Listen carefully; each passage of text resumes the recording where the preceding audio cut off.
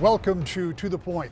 This week we complete our conversation with the quadrant leaders. We've talked with the Democratic leader in the House, the Senate Majority Leader, the Senate Democratic leader, and now the Speaker of the House, Republican Jason Wentworth.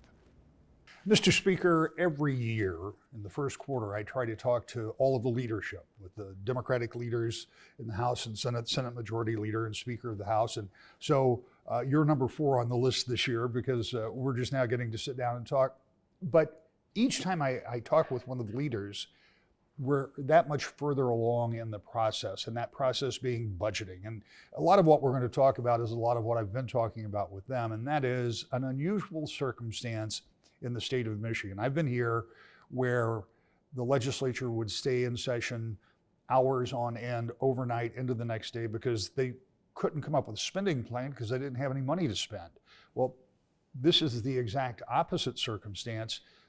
Tell me where we are from a budgeting process with the quadrant leaders working with the governor with this unusual amount of revenue that you have. Yeah, it's a great question because, like you said, there's so much revenue right now in our state. Despite COVID, our revenues are way up. And you consider the amount of federal money that has been allocated for our state and is here. It's an incredible amount of resources that we have to invest in our state.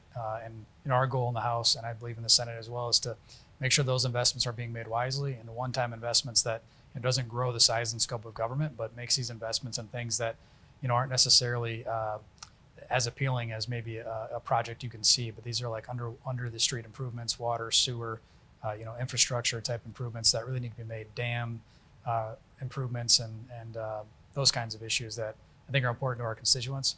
So we want to focus on those. The budgeting process. Like you said, we've never had as much money as we have right now in our state. And sometimes that can be even more challenging because everybody has an idea how to spend it.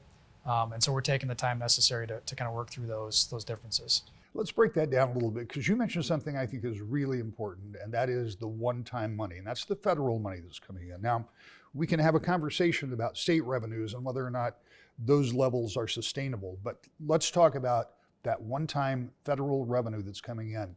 How difficult is it to keep 110 members focused on the idea that you can't spend this twice? It's not ongoing money, so once it's gone, it's gone. Is that something that you think that most of your members have grasped and are willing to deal with? Because, I mean, there is a natural tendency for people to want to put that in more visible places, as you point out. Yeah, I think everybody understands the one-time side of the federal funding. It's still, though, a matter of priorities, whether it be district-specific or statewide scale priorities that members are focused on. I'll say that I won't probably ever get 110 of them to agree, but at least get hopefully 2/3 of the members to understand that we need to invest these wisely and really take the time necessary to dig into where we want to do this. What are the priorities from your standpoint? Where should you be putting, and again, I'm talking about the one-time money, where should you be putting them? Yeah, I think mainly in infrastructure. The things that cost local municipalities a lot of money that they don't necessarily have, and whether they're going to bond for it or put that on the backs of their constituents. Those are ultimately our constituents too, and so we want to make sure that we're investing in these municipalities and their water infrastructures and updates and upgrades they need to make to those areas. Even water treatment plants, things like that these municipality managers have to deal with that ultimately go down on the constituent in a form of a rate increase.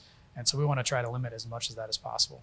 When you think about putting some of that money back in, I mean, the governor bonded money in her first year after a very difficult budget process for M-roads. But when you think about townships and counties, and a lot of those roads haven't had the extra influx, could some of that one-time money go there? It could, for sure. I mean, there's a lot of money coming in for infrastructure and roads and from the federal government that's going to be allocated. I'll tell you that as you said, the driveway to the highway is the important roads for constituents. The governor can focus on MDOT roads, but at the end of the day, our local roads need fixed, if not more than the highways. And so, we have a lot of focus, a lot of members that want to focus on those driveway to the highway miles to make sure that they're taken care of as well. One of the things that I should point out is we talk about one-time money, and there is a lot of that, but there's also the infrastructure bill that will be putting in money. That money will be billions in addition to what you're already dealing with. So there may be some backfill on that.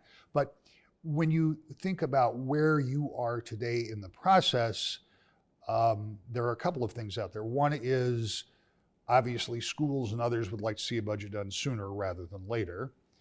There is an election coming up, which means some members would probably like to see a budget done sooner rather than later. How do you feel, having done this over the years, the process is moving along right now as we're coming to middle towards the end of March? Yeah, it's an interesting question because, as you know, these challenges that exist this cycle didn't exist last cycle. So it's hard to compare where we're at, but I do feel good about where we're at, in the budget process. It's just that it's a process. So we'll have a couple steps forward, one step back. We're going to go do that dance for a little while. But at the end of the day, we are focused on that statutory deadline to make sure that schools have, the framework and make sure that they understand, local governments know what their budget's going to be sooner rather than later. And that's the goal. That's the focus. Obviously, with the amount of money we have, we want to make sure that our constituents are also benefiting from the amount of money that we have, and it's not just government growing or us investing all of that money into infrastructure, but we're giving some of that money back to residents of the state who are frankly suffering right now with the rise of inflation.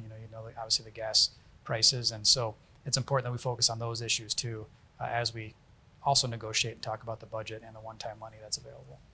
Well, let's talk about that, because the legislature has already suggested that perhaps the income tax increase that was put in place during the Granholm administration should be rolled back. It's also talked about pausing the gas tax over a period of months. My read from the Romney building is the governor isn't particularly interested in those things, but tell me why you think, if you think those are important, that they are. I think it's absolutely important. I mean, the income tax cut, the child tax credit, the senior pension relief, all of that is really, really important for the people of this state. Puts money back into the pockets of our constituents at a time where they need it the most. I don't think they've ever needed it more than they do right now, at least in recent memory. And so we have the money to do it. We have the ongoing ability to do it and the one-time ability to do it with the gas tax pause. Unfortunately, like you said, the governor is not willing to work on this. She wants to take a select group of population and give them a tax cut, where we need broad based tax cuts for everyone across the board. And that's what we're focused on here in the House and the Senate. Well, you're not going to negotiate the budget with the governor on my show, but talk to me about how important that's going to be and how big of a stumbling block that's going to be to get a budget done. Because at least right now, and I'm not privy to those conversations, what I hear publicly is that she isn't terribly interested. She's not terribly interested. She did sign a letter sending it to us saying that she wants to sit down in a room and negotiate. The interesting piece is we had that meeting set up and she canceled the meeting to go to DC. And that was the day after that she, also authored a letter to the federal government saying we want you guys to pause the federal gas tax.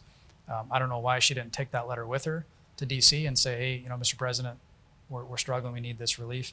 But I'm not sure she's interested in negotiating, quite frankly, an income tax cut or any tax cut for the people of Michigan, unless it's for a select group of people. And we just can't do that. We have to do a broad-based tax cut plan that impacts everybody. When you say you had a meeting planned and then she canceled it, so you're saying that you haven't had quadrant meetings on the budget? So we've had quadrant meetings. She wrote a letter to us requesting that we sit down and negotiate a tax cut. Oh, okay. And then that meeting is what was canceled for her to go to DC.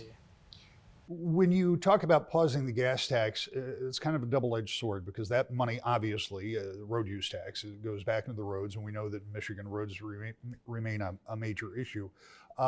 Would you then, as a body, backfill with some of that one-time money to make up the difference in that tax? Correct, we would, and that's a commitment we made. It's about $725 million altogether, which again, we have over $4 billion of one-time money that we can take $725 million and put into that the backfill. But the important piece there is, earlier on in the conversation, the governor wasn't even considering, a gas tax. She was actually considering a gas tax increase. So to get her to actually agree to a tax holiday, something we wanted to obviously see if we can get done. At the end of the day, though, we need a broader policy change on how our taxes are allocated at the pump and how we pay them at the pump. And so it's interesting to see the Senate Democrats talk about a sales tax holiday. I'd love, as the Senate Majority Leader said, to get rid of the gas tax altogether. And so I think there's a shift there that we can actually have a conversation now about it, because we're able to put this on the governor's desk and make her decide whether or not she wants to support a gas tax holiday like she's calling on the federal government, or she wants to play politics and veto something that's really good policy. You talk about changing the formula, and at some point we know that's going to have to happen, because if there's going to be the kind of shift that the administration at the federal level talks about, moving into more renewable electric and type of vehicles on the road, how do you approach that? And I ask it with this background. Term limits right now say that you can be in the House for 6 years, you can be in the Senate for 8 years. Making a shift on how you're taxing at the pump is a really long-term look. Is that something that you will be looking at in these next few months, about thinking about a new formula for the way that tax looks? Yeah, so we've had a group of legislators digging into that, bipartisan group of legislators. I actually just had a meeting with them yesterday on some of their thoughts and plans. But again, like you said, this is a multi-year approach where, from the term limit perspective, we have to educate members and folks on what it is that we're going to be experiencing over the next 2 to 5 years, and then make sure that the legislature is set up to respond and be proactive to those changing needs in this EV world that everyone's saying we're going to be in 2030. A lot of these manufacturers are saying this is our drop dead date. We're right around the corner, so getting members involved in the conversation and discussions with stakeholders is key, and we've started that process months ago. We're not looking to really fix it at this point. We're looking to just kind of educate and inform and make sure that people are aware that this is what we're going to be dealing with. Maybe there's policy changes later this year, but right now we're so focused on, okay, what does this look like for our state, and how do we set ourselves up in the term limit environment to make sure that members are staying engaged in this discussion so that we're ahead of the game. The term limit environment. It's an interesting way of saying the constant turnover of members in both the House and Senate can make it difficult for members to focus on policy change that might take place long after their tenure in Lansing is over. And while it may make things somewhat more challenging, Speaker Wentworth will tell us why, on balance, he likes term limits. That's next. To the Point. Welcome back to the Point. We continue our conversation with Michigan Speaker of the House, Jason Wentworth. Let's talk about term limits a little bit, because it impacts everybody here in Lansing. And with the Senate Majority Leader and with you and with the Democratic leaders, you get to that leadership position, and then in most cases, then you're done. And that's kind of where we are now. There'll be all new leadership in here in a few months. How difficult is it to try to take the long look when everybody here is on a relatively short-term basis?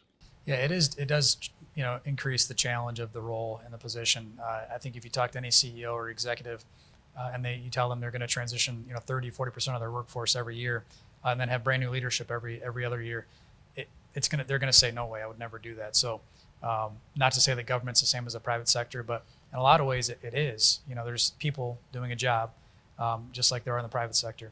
And so there's challenges to term limits, but there's also benefits to term limits. I'm actually happy that, there's a term limit, because I can see the light at the end of the tunnel in this role. And I can see that, the next class of leaders coming in, getting elected, the fresh faces and fresh perspectives, I think, are key to governing and ensuring that there isn't this lifetime role of a politician. And so I actually support term limits. And I'm appreciative that there are term limits. When you talk about what has to be done this year, we were talking earlier about the budget, and we were also talking about an election cycle. But this also plays into term limits, because in your case, you have a number of members who are term limited. And in some cases, they're going to run in a primary against a sitting senator, or they'll run in the general, or at least they're on the ballot in the general against maybe Democratic senators. The case is one. All of that's going on while people are moving from one district to the other because of redistricting and getting ready for their own races. How much, not just term limits, but how much does the election itself put pressure on members and you as a leader trying to get things done? Because a lot of folks are going to be focused pretty heavily on what's going on with the election cycle, and they're going to want to be out there knocking doors and doing the things they have to do to get elected. Yeah, it does create a new set of challenges with redistricting, but we go through this every 2 years in the House as is, so not a huge difference.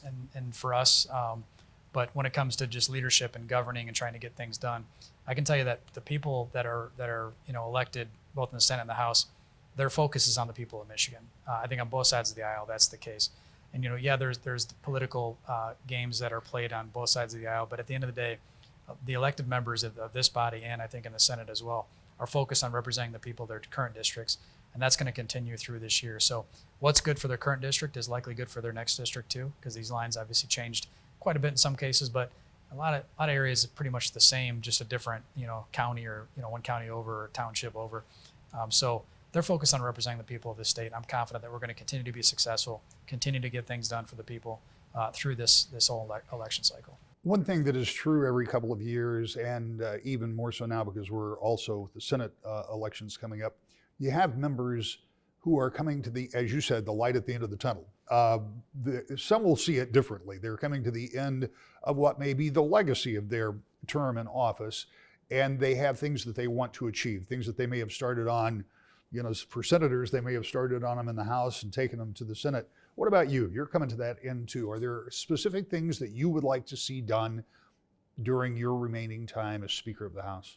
Yeah, so I think I got elected as Speaker of this term because I had the member-driven focus. I wanted to make sure members' priorities were getting to the table, we're having the thoughtful debate and discussions, and we were moving policy that members wanted, that were grassroots-driven from their districts.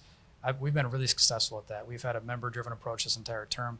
So my focus as Speaker hasn't necessarily been on my personal priorities. It's been about what can I do to make sure that my caucus is successful, that this chamber is successful, and really encourage member engagement and involvement.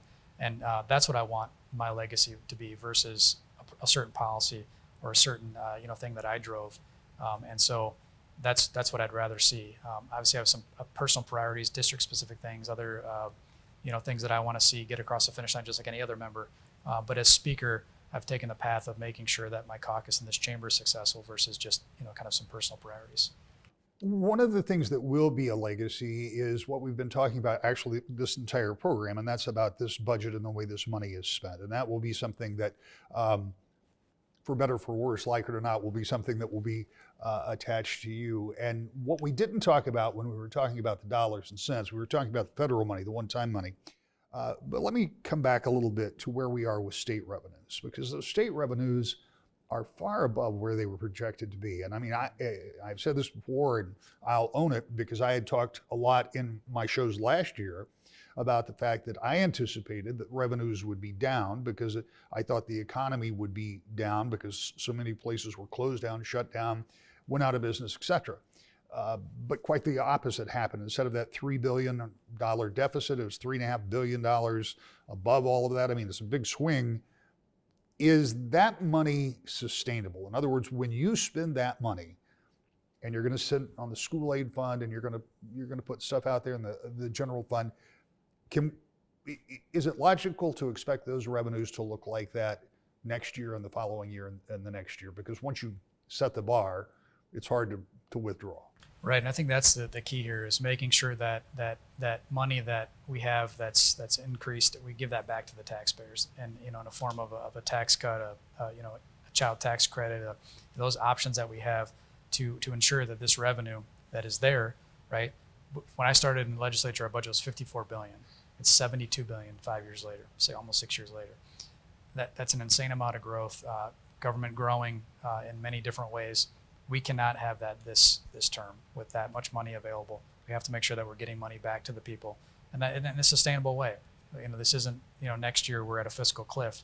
I think there is obviously this revenue that has been increased over the last couple of years is not sustainable at this level. But there's different economists that say different things about when this may slow down a little bit. And so I don't pretend to be an economist, but I think that it's important that we make decisions right now based on our revenue, based on the cases of sustainability, but also what our state's going through right now, what the people of our state are working through, the challenges they face every day, raising their family, going back and forth to work. The cost of everything right now is through the roof. If we don't recognize that as government, I think we're just as to blame as the federal government right now with printing unlimited amounts of money and sending it to the states, thinking that's going to cure this problem, and it's not. We need to put money back in the people's pockets from our budget, from our spending.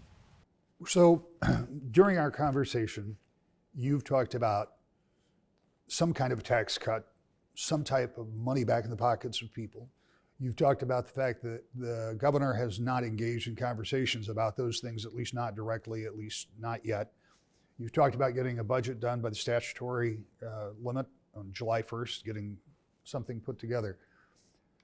It seems a little incongruent that you're going to get all of that negotiation done. It sounds like a lot still has to be done with the governor to get to a point where you're going to be comfortable and where she's going to be comfortable and not spending that excess money. So how realistic is it this budget gets done on time? It's going to be a lot of work, like you just laid out, but that's what we're here for. I'm confident that between myself and my team and the Senate and their team and the admin, we're going to be able to figure out a way to move this forward. That's what we do. It's going to take a lot of conversations, a lot of late nights, a lot of early mornings and weekends and all of that. But that's what we're here for, to work this out. I think it is realistic for sure, and the people of our state expect it. So I don't even have an option here. This is what we're going to have to do, and this is, it's a negotiation, right? It's a give and a take. It's a compromise, but it takes three of these, folks to agree and to compromise. And so it can't be two against one. It can't be, the other way around. It's got to be all of us coming to the table, rolling up our sleeves and understanding that what are the needs of the people of this state and working to get those accomplished. We have obviously our disagreements, and right now we seem really far apart. But I think a lot of times, if you look back at history, that's where we always start, but we always seem to come together and get something done. And in this case, like you said, it's not only a legacy issue for this legislature, but this entire state. People look back on this decades later and say, remember when our budget was $72 billion and we had, billions and billions of dollars from federal dollars. That's going to be an impact that is long felt after we're out of office. So it's important we take the time needed to roll up our sleeves and get this done.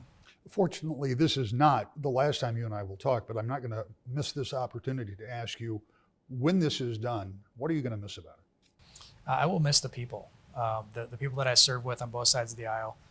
Members are so passionate about the districts and the people they represent. You don't always feel that in the private sector.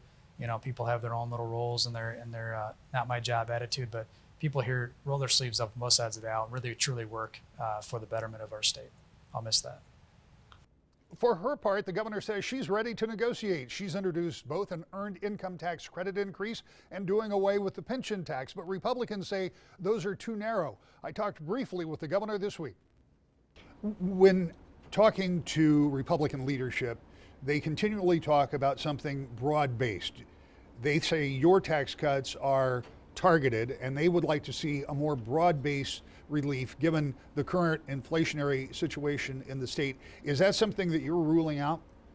No, you know what? One of the great things is right now we've got $400 checks hitting people's mailboxes because we've got relief from auto insurance. And that's the bipartisan reform that I signed into law back in 2019. We're putting $400 per vehicle in people's pockets. This is great. This is relief that is necessary and really important, and it's the right thing to do on top of it all.